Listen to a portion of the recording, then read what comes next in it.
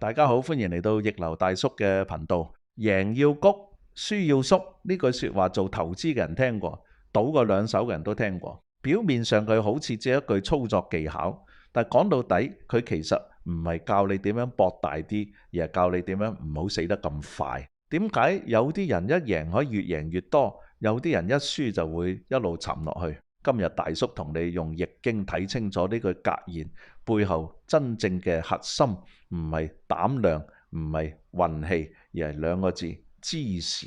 今次我哋點樣用易經去睇呢句說話？大叔唔用一個卦去硬套，而係用兩個狀態一齊睇，因為贏同輸本身就係兩股完全唔同嘅氣。當一個人連贏幾鋪，或者一隻股票一個交易方向愈走愈順，嗰種氣勢向上、力量集中、信心擴張，喺易經入面就接近雷天大壯，雷喺天上，聲勢好大，代表局勢唔單止有利，而且仲有推進力。所以贏要谷唔係叫你一贏就發癲咁加注，而係當你見到個勢仲喺度，條路仲係順嘅時候，應該將資源集中喺有利嗰邊，唔好明明贏緊，反而自己縮沙。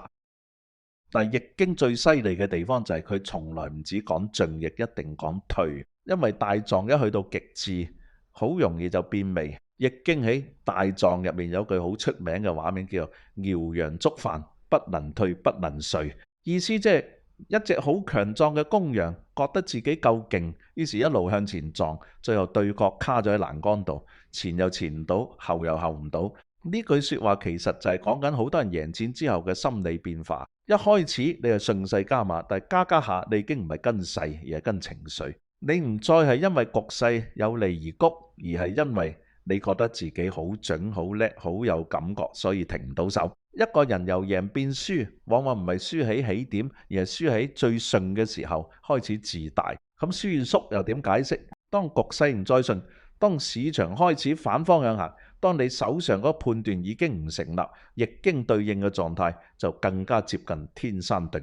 遁即係退，唔係懦弱，而係識得保命。山喺天之下，唔同你硬撼，先退一步，保住元氣。所謂輸要縮，真正意思唔係叫你認衰，亦唔係叫你怕輸，而係當你見到時勢已經唔啱自己，應該先收先縮，先唔好再將自己嘅本金同情緒一齊掉落個無底洞度。好多人大敗，從來唔係因為第一鋪輸，而係因為第一鋪輸完之後唔肯縮，仲要追。所以贏要谷，輸要縮，喺易經入面嘅核心觀念其實唔複雜，就係四個字：進退有時。得勢嘅時候你要識得放大優勢，失勢嘅時候你要識得縮細傷口。真正決定一個人最後輸贏嘅，從來都唔係佢一兩次判斷準唔準，而係佢有冇能力喺順境時唔發狂，逆境時唔發窮惡。贏嗰陣最大敵人係貪，輸嗰陣最大敵人係唔服。而易經講來講去，其實都係教人一樣嘢，